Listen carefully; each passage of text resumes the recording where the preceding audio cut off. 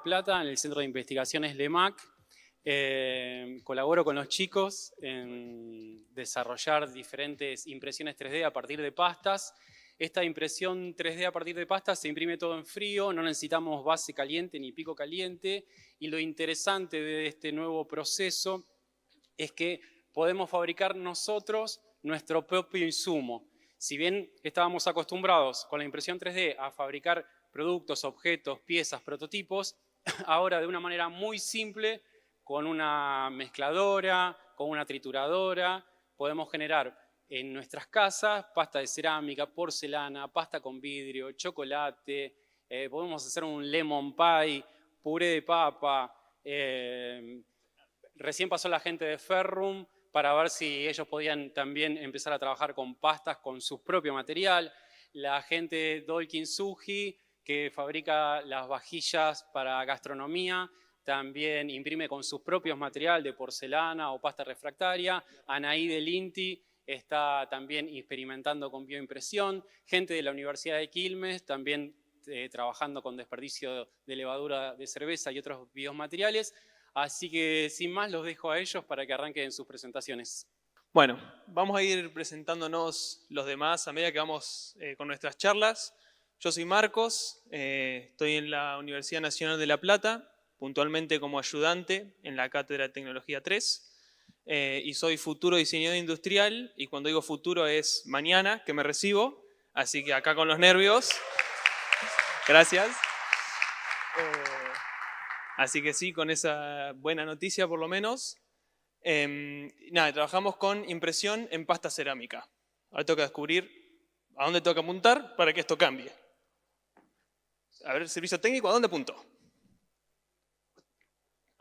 ¿O está apagado?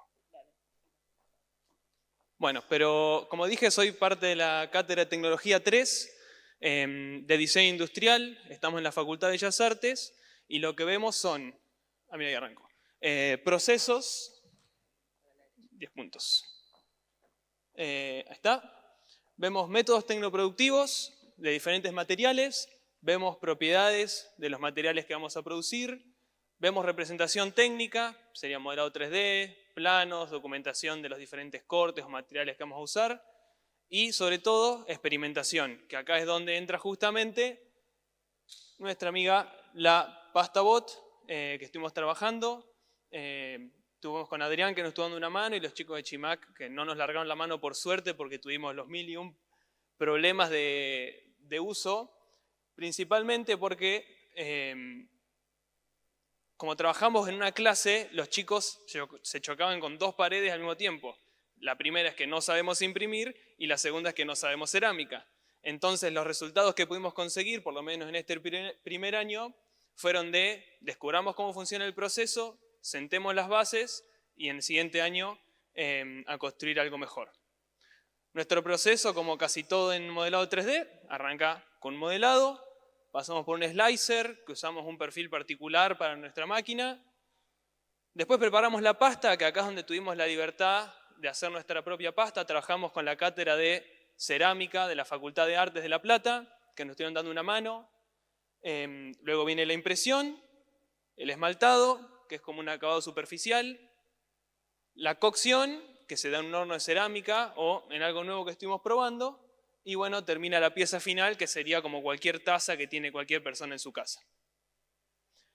Como referencia estuvimos viendo a los muchachos de este señor, que es bastante particular, ahí lo pueden ver, muy gracioso, que hace todas estas representaciones geométricas y las imprime haciendo el G-code a mano, cosa que me parece una locura, y hace estos pasajes formales que después generan una trama o un teselado en el espacio.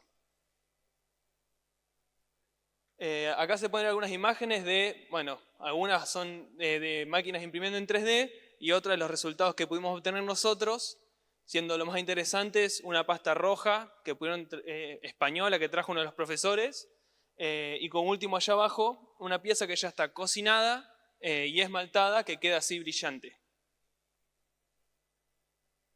Cuando dije cocción, normalmente se realiza en un horno cerámico, que puede ser de estos tipos, de pozo, de puerta, o gigantes que puede entrar una persona caminando con un carro, pero, y bueno, y estos tiene 700 grados, tarda 6 horas de cocción y después tenés como 18 horas más hasta que se enfría. Y nosotros, con la innovación que estábamos probando, es cocinar uno de estos. Como decís, ¿cómo se compara? Con incorporando una cápsula refractaria, que básicamente en el interior puede llegar a los mismos 1300 grados, solamente que en media hora y 90 minutos entre una pieza y otra. Fíjense que acá la destapamos en un momento para ver la foto, para ver el color, cosa que no hay que hacer porque pudo haber reventado en 10.000 pedazos, pero estaba al rojo vivo. Lo medimos y el termómetro llegaba a 600 grados y era lo que nos mostraba, o sea que estaba más de eso. Entonces nosotros encontramos que la combinación de la impresora de pasta cerámica y el horno microondas estaba buenísimo para hacer prototipado rápido, para hacer replicabilidad y sobre todo porque implica tiempos reducidos. Ya no hace falta cuando quiero hacer algo en impresión 3 en cerámica, generar un modelo para hacer un molde, para hacer una colada que después la pieza se tiene que secar, ¿verdad? Y un proceso que puede tardar por lo menos entre 1 y 2 semanas y mucha plata. Ahora sería cuestión de decir, lo modelé, listo, mañana más o menos a esta hora ya lo tengo listo. Que bueno, es acá donde realmente con esta combinación, donde podemos acceder a lo que nos presta una impresora de plástico, de decir, necesito algo ya, necesito hacer un prototipado rápido. Bueno, la combinación de estas dos cosas es lo que nos permite conseguir el mismo resultado. Acá puse un poco de ventajas y limitantes, hablando un poco de la impresión cerámica en general, no solo con nuestra máquina, pero lo que podemos tener es la velocidad por pieza comparado con un artista artesanal que tiene que hacer una pieza que le puede tomar varios días o por lo menos varias horas. Acá podríamos hacer una réplica de esa misma pieza rápidamente. Los cambios en materialidad. La pastabot con la que trabajamos nosotros funciona con los cartuchos. Cada cartucho vos lo podés cambiar cada impresión. O sea, si querés hacer una pasta roja, una blanca, una con óxido y después cambiar, imprimir otra cosa, lo podés hacer muy rápidamente. Y el poco tamaño operativo, porque normalmente trabajar con cerámica implica moldería, implica un torno, implica tener una prensa. Y acá estamos hablando de, en un escritorio, poder tener una producción real de piezas cerámicas. Las limitantes que tiene, obviamente, es el tamaño de la cama, de la impresora, y el tamaño del material. Acá estuvimos un poco con debate con Adrián, que después lo seguiremos charlando. Lo pusimos como limitantes porque no son necesariamente desventajas. Ya sabemos que la impresión 3D de plástico no es lo mismo que una inyección. Bueno, acá de la misma forma, impresión 3D en cerámica no tiene las mismas propiedades que cualquier otro proceso.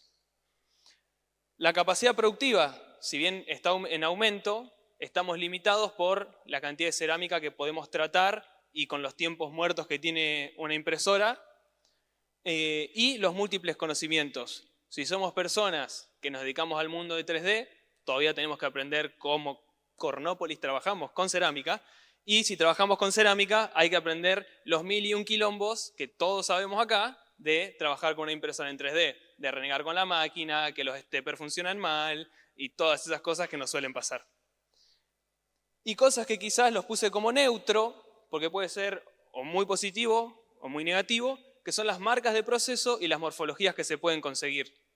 Las líneas y los layers se van a ver. Trabajamos con layers de 2 milímetros, cosa que está muy a la vista. Y personalmente, como alguien que viene de diseño industrial, que reconoce las marcas de cada proceso, es algo muy bueno. Tiene un valor diferencial que me dice, mi taza es distinta al resto porque tiene mis líneas. Y la hice yo con mi impresora. Y también cosas como esto, que es, esto podría estar generado acá abajo con dos materiales que se están poniendo juntos o cambiando de material a la mitad de la impresión, que bueno, hacerlo con otros procesos de cerámica sería muy complejo. Y creo que eso sería todo y pasamos ahora a hablar de... Vamos con Dana, así nos quedamos tranquilos de que expusieron los tres y en lo que nos queda de tiempo vamos a las preguntas. Esto va por allá. Bueno, un spoiler. Está pasando todo solo. Vos sos investigadora Sí. de La Plata. Bueno, ahí va. Bueno, buenas tardes a todos. Mi nombre es Dana Micaela Vega. Me recibí de Ingeniera Química en la Universidad Nacional de La Plata y ahora estoy haciendo una tesis doctoral en los laboratorios del Centro de Investigación y Desarrollo en Criotecnología de Alimentos, en La Plata también. Y bueno, les vengo a contar un poco de mis primeros pasos en imprimir alimentos. Ahí va. Un poco para contarles en lo que está comprendido todo mi trabajo es en que estamos en una realidad en donde hay una salud alimentaria que está comprometida, hay ciertas enfermedades que hacen limitadas las dietas de consumo, como por ejemplo la diabetes, la celiaquía, malnutrición y problemas de disfagia. Todas estas dietas están limitadas en el consumo de grasas, azúcares, sodio también, y en particular problemas de deglución, que es la enfermedad de disfagia, restringe como la experiencia sensorial del consumo de alimentos. Ese tipo de pacientes, los alimentos que consumen son más bien líquidos. En el grupo en el que trabajo, que es de raíces y tubérculos, tienen la idea de que con tubérculos de topinambur, que es la planta que pueden ver en el medio, utilizarlo para desarrollar diferentes alimentos y así poder diversificar las dietas y mejorar esta salud alimentaria. Dentro de este desarrollo de alimentos, el uso de impresión 3D es para poner a punto o sentar un punto de partida con esta tecnología que es emergente.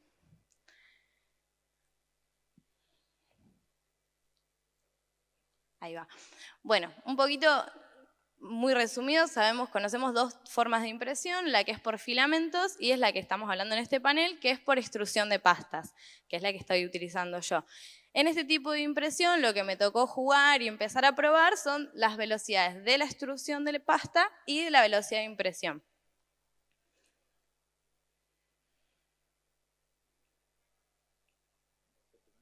Ahí va. En las etapas que yo tengo en cuenta para imprimir son 3. En principio, la selección y preparación del material, un poco lo que contaba Marcos, hacer el diseño y la impresión en sí del modelo, y una etapa final que es o la cocción final del alimento o darle un proceso para fijar la estructura del alimento.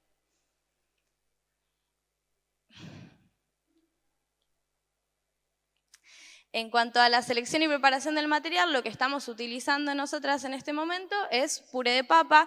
La idea es, cuando ya sepamos cómo imprimir con puré de papa, pasar a hacer un puré de estos tubérculos de topinambur. Esto lo que trae en cuanto al material es tener que caracterizar y definir cuáles son las propiedades que tiene que tener la pasta para todo lo que implica la impresión, para que pueda fluir, por ejemplo, la imprimibilidad, la adhesión de las capas y el soporte que va a tener la estructura para mantenerse. En alimentos hay ciertos compuestos que son los que se conocen como hidrocoloides, por ahí no los conocen así, pero la maicena se usa mucho en la cocina si queremos espesar algo. Esto, como detalle, es por la estructura de cadenas largas que tienen este tipo de moléculas que nos ayudan a fijar los materiales. Esta es una primera prueba, la fotito que les puse, que para pasar a la impresora yo probé diferentes formulaciones y con una jeringa fui tratando de moldear algo para ver si se mantenía o no y cómo era esa adherencia. Son unos primeros pasos. Todas estas características de las pastas, nosotras en el laboratorio las caracterizamos con un equipo, que es este que está acá, un reómetro, y son características o propiedades importantes en alimentos para la experiencia sensorial del consumidor. Acá les puse algunos ejemplos para solamente comentarlos, que por ejemplo el ketchup o cualquier untable tienen este tipo de estudios para que fluyan a través del pote, una gomita al momento de comerla, la untabilidad de un dulce de leche y hasta las propiedades que tiene que tener el dentrífico para que fluya en el pomo.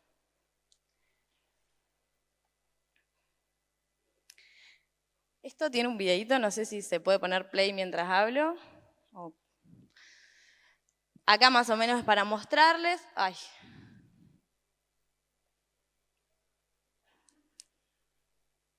Ahí está. Los diseños yo los bajé de las librerías de uso público de internet. Algunos que probamos son esas 3 que están en azul. Y les muestro la fotito del producto terminado y en la cama de impresión. Este videíto, ¿se puede poner play? ¿Se puede? ¿No? Bueno, Listo. Era como se estaba imprimiendo el elefante, que encima justo la trompa que estaba para arriba fue un poco para sufrir cuando lo hicimos. Bueno, y en la etapa final, nosotros lo que probamos es un proceso de gelación. Una vez que imprimimos, por ejemplo, el elefante, eso tiene la consistencia de un puré como lo consumen en el plato. Entonces se puede imaginar que no lo podemos agarrar y mover, sino se rompería todo. Y el proceso de gelación lo que implica es, como les conté anteriormente, la pasta contiene un hidrocoloide que es pectina, es de uso alimentario, y lo rociamos con una solución de calcio. Lo que tiene el calcio es que molecularmente se puede aproximar a una forma de esfera y queda retenido en esas cadenas de pectina y así te forman un gel y hace que lo que pasaba a ser un elefante de puré, que si lo agarrábamos lo desarmábamos, podríamos agarrarlo y tenía la consistencia como de una gomita. Esto, además de fijar la estructura y terminar el proceso de impresión, en la parte alimentaria estamos haciendo un aporte nutricional de este micronutriente. Otra idea también es imprimir pastas que sean del estilo de una masa de galletitas y, por ejemplo, la etapa final en ese producto podría ser un horneado.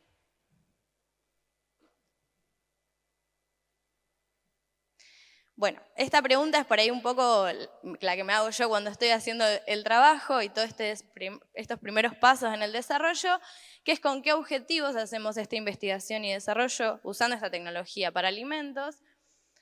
Y las primeras cosas que pensamos y nos llevan a continuar, bueno, son estas dos en principio. Por un lado, un desarrollo de alimentos para infantes, en donde podamos darle un diseño a los alimentos que sean más atractivos, formas únicas, y así, a través de ese alimento llamativo, poder incorporar nutrientes que están limitados por ciertas dietas para patologías o por cuestión de nutrir un poco más a través de golosinas, por ejemplo. Y como les contaba antes, para la disfagia, que son estos problemas de deglución en donde las dietas solo se consumen de forma líquida, podríamos diseñar una textura en donde la experiencia sensorial de esos pacientes o esas personas sea un poco mejorada, ¿no? Dejen de consumir por algo líquido y puedan ingerir algo sólido, pero que tenga las características que puedan deglutirlo bien. En un caso que es para el desarrollo de alimentos de infantes, nos fijamos en las propiedades organolépticas o las sensoriales del alimento, y en el caso de disfagia, más orientado a lo tecnofuncional del alimento. Bueno, y con esto ya cierro. Les agradezco a todos por la atención. Bueno, gracias, Dana.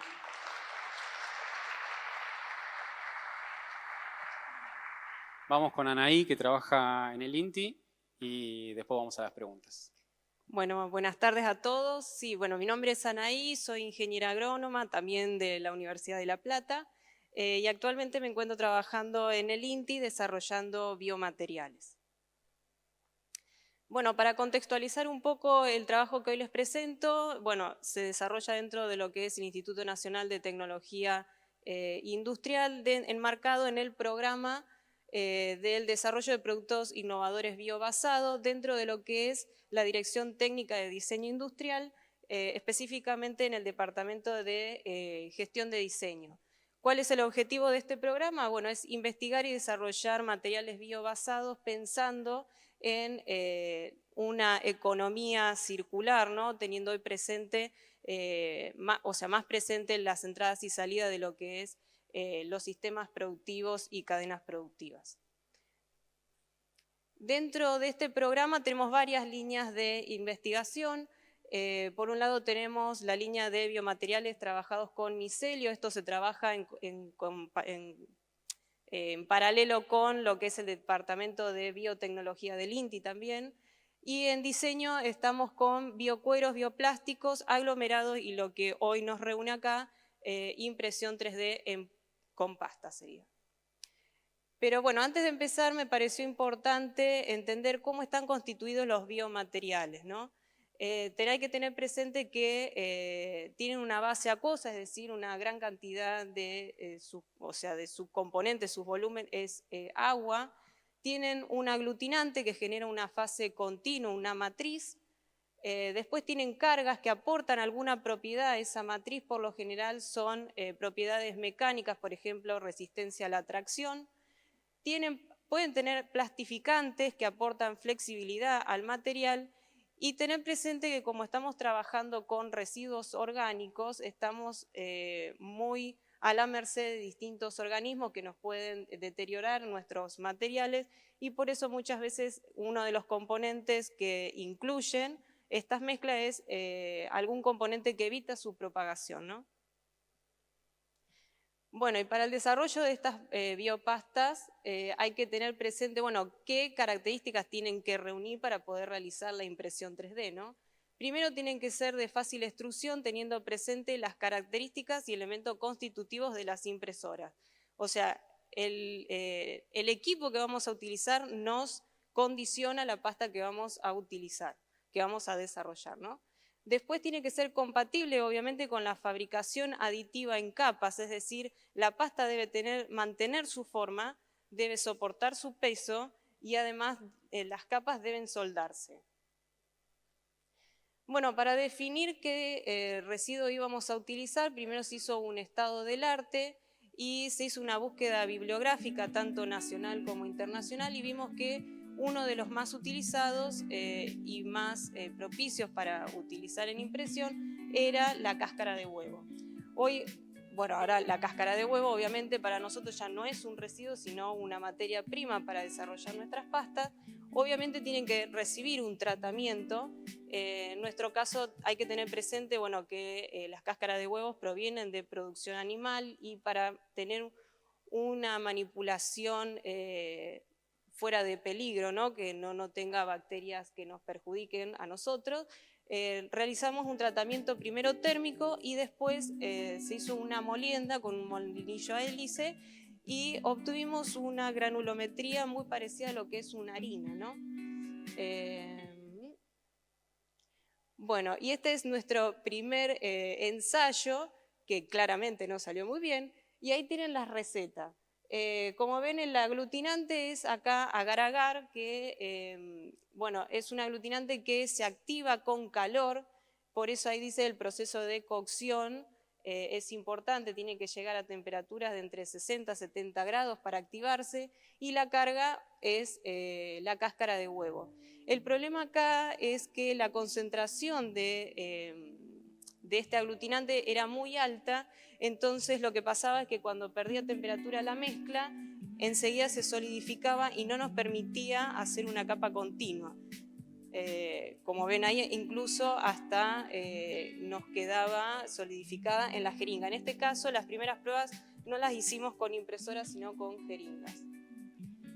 Después, bueno, el próximo paso sí fue adaptar la impresora de filamento a una extrusora de pasta, que bueno, que tiene el mismo principio de funcionamiento que una jeringa, ¿no? Pero en un mayor tamaño. Ahí están los cartuchos que hoy acá nuestro compañero estaba nombrando, y en nuestro caso lo íbamos recargando con las distintas biopastas que fuimos generando. Esta es otra receta, en este caso cambiamos los aglutinantes, acá hicimos una combinación con gelatina y un almidón, y también estos dos componentes necesitan temperatura para poder activarse, por eso necesitan un proceso de cocción, pero la pasta que obtuvimos tenía mucha resistencia para poder ser extruida y además era muy elástica, no mantenía su forma, así que bueno, tuvimos muchos problemas. Por más que ajustáramos la receta, siempre el resultado era el mismo. Entonces decidimos dar una vuelta de 180 y cambiar el tipo de aglutinante y apostar a la goma sántica, que en este caso es un aglutinante que se trabaja en frío, lo único que se hace es hidratarlo. Y bueno, eso nos solucionó un montón de problemas y pudimos ahora sí imprimir. El tema era que no podíamos imprimir en altura. Por el peso de la pasta se nos derrumbaba, entonces tuvimos que empezar a jugar con distintas fibras para darle más estructura y soporte a la mezcla. Y bueno, entonces, además de la cáscara de huevo, empezamos a jugar con, por ejemplo, cáscara de naranja, yerba, borras de café y todo lo que se les ocurre, los metimos ahí adentro para poder imprimir. Y bueno, es unas fotitos para evaluar la degradabilidad de estos materiales y vimos que aproximadamente en un mes y medio todas las muestras desaparecían, ¿sí? Y la microfauna circundante, ¿no?, de estas muestras lo colonizaban, de hecho ahí se ve cómo están roídas las piecitas. Y bueno, como conclusión, tenemos presente que hay que protocolizar las recetas si queremos llevar estas mezclas a escala. Después hay que realizar una caracterización de los materiales para identificar posibles cambios, ¿no?, que hay que hacer en las mezclas. Y bueno, después también hay que ver...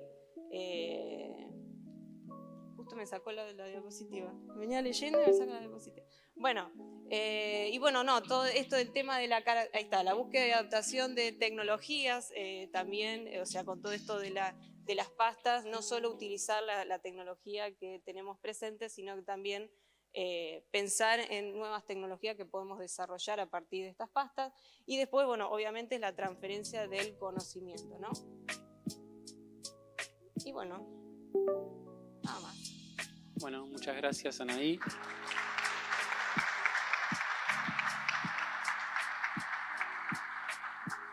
Vamos a las preguntas del público, si tienen alguna.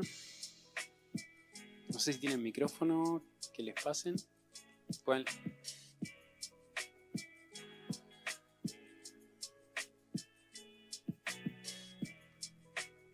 Yo los veo medio oscuras, así que...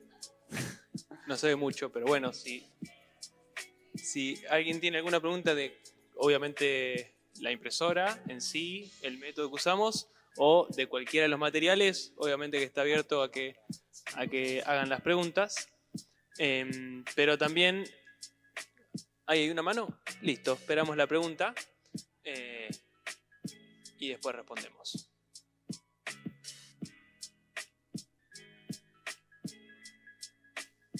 Hola, ¿qué tal?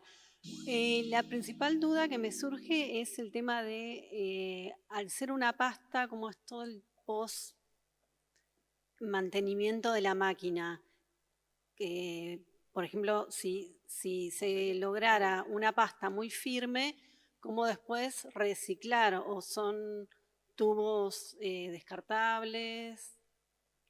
¿Cómo se mantiene en la máquina? ¿Qué pasa porque también hay que ver que no se solidifique muy rápido? Bien, puntualmente, bueno, calculo que esa experiencia es distinta para cada uno de los materiales. Puntualmente con la cerámica lo que nos pasa es que es barro, es tierra y es agua.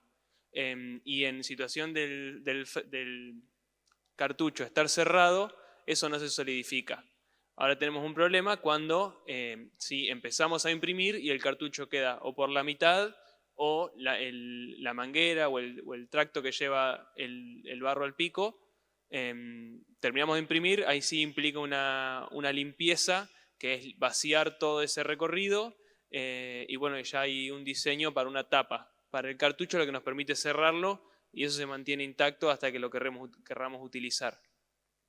Si es material que ya se imprimió, por lo menos nosotros, si todavía no lo pasamos por el horno, tenemos la capacidad de recolectarlo y volver a rellenar el cartucho con el mismo material en caso de que la impresión haya fallado, o preparar material nuevo, que es tan simple como sacar la tapa de atrás, recargar el cartucho, cerrarlo y seguir imprimiendo. Nosotros tenemos varios cartuchos, llegamos a tener 6 o 7, justamente porque al ser fue un trabajo en la universidad y de 2 meses. O sea, no fue un desarrollo muy largo y de repente cada grupo de alumnos tenía que llevarse su cartucho y hacer lo que tuviera que hacer. No sé, sus materiales, bueno, el puré de papa, muy rico no debe quedar si no lo usás en el momento. No, bueno, no mucho más que agregar, también eso, tener el recaudo de cuando se termina de imprimir, limpiar bien la manguera y el cartucho y se vuelve a utilizar. En caso de que se vea que está que está deteriorado, bueno, en alimentos es mucho más importante la seguridad alimentaria, pero la verdad que es un material lavable y que que con esa precaución de lavarlo ni bien se termina de utilizar, va bien. Los cartuchos son de polietileno y se pueden conseguir vacíos, entonces nosotros armamos nuestras pastas. Algo interesante también que abre un abanico muy amplio de posibilidades, porque por ejemplo lo que trabajan ahí requiere si bien lo imprimimos en frío, requiere una postcocción. En el caso de Dana no, primero lo cocina al puré y después imprime. En el caso de Marcos con la cerámica lo cocina después, o sea que abre una posibilidad de alternativas muy grande. En mi caso particular, ahora cuando arranque el 2024 en el laboratorio, vamos a arrancar a una mayor escala de imprimir mobiliario urbano, por ejemplo, un banco de plaza, empezar a hacer experiencia con morteros cementicios en el laboratorio de ingeniería civil y agregarle fibras, que pueden ser biofibras o materiales reciclados. Pero bueno, primero tenemos que haber hecho toda esta experiencia que hicimos hasta ahora en miniatura, ver hasta dónde nos podemos ir con lo que es lo que nos permite ese proceso en cuanto a la morfología y que no se caiga, que no se desarme la pieza. Y bueno, a partir de ahí, con toda la experiencia que tenemos adquirida ahora, pasamos a una mayor escala. Quiero hacer hincapié, que siempre lo digo, que es muy interesante.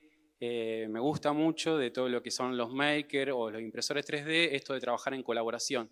Por eso estamos hoy acá, como que nos conocemos todos y tenemos el stand ahí afuera que pueden pasar a visitarlo y les explicamos todos los tips que tenemos nosotros hechos como experiencia de distintos materiales en pasta.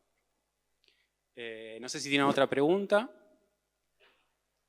Creo que no hay más tiempo para preguntas. Una sola, la última. Allá. Bueno, la fila de medio tuvo suerte hoy. ¿Me pasan por fin?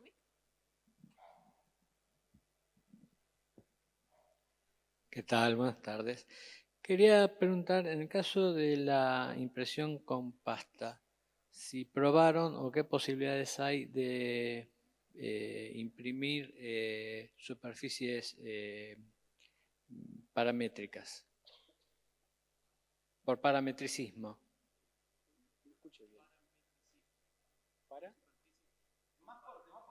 Si pudieron o intentaron o si se puede imprimir superficies mediante parametricismo.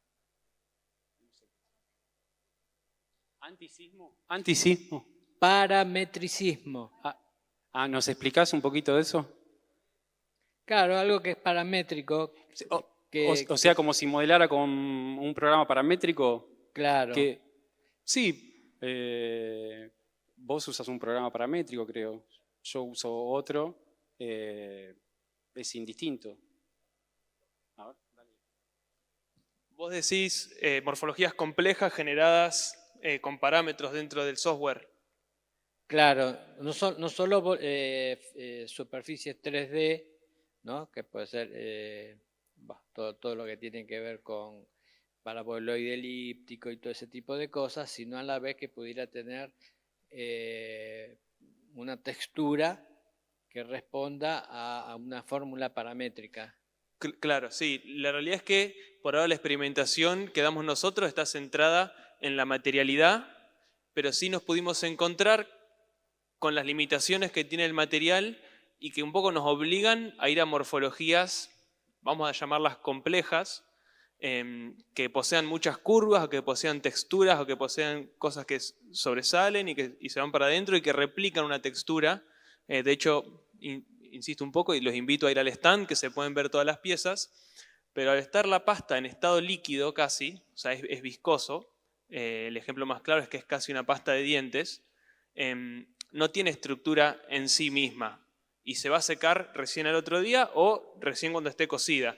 Entonces, trabajar con muchas curvas, trabajar con ángulos y evitar caras rectas muy largas o lo mismo una curva muy, muy grande, nos juega a favor. Por ende sí, y de hecho el Instagram que recomendé, que era Piotr,